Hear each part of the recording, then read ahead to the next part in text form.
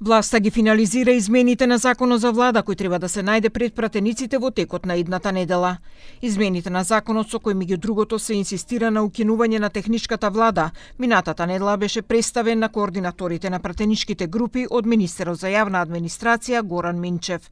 За ова законско решение имало забелешки. Бојан Стојановски од ВМРО-ДПМН повтори дека за следните избори техничка влада ќе има со промена на министерствата, но по изборите да се укине. Очекува да ги гласа и опозицијата. Ај нека стигне прво законот во собрание, па ќе видиме дали нема да гласа.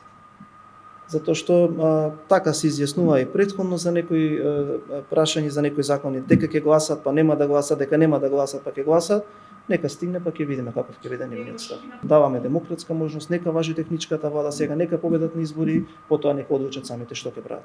Но од СДСМ остануваат на нивниот став дека техничка влада која е донесена со консензус и со посредство на меѓународната заедница треба да остане. Координаторот на пратеничката група на СДСМ Оливер Спасовски во изјава за ТВ21 рече дека ќе почекаат власта да го достави законот, па ќе се произнесат за тоа како ќе гласаат.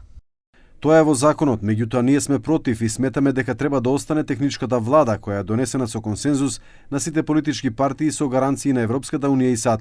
Нека го достават тој закон, па да видиме што ќе достават.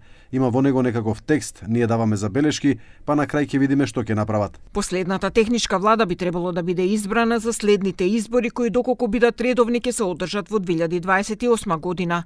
Откако беше договорена во 2016 година, досега имаше 3 технички влади предводена од Емил Димитриев, Оливер Спасовски и Тала Џафери.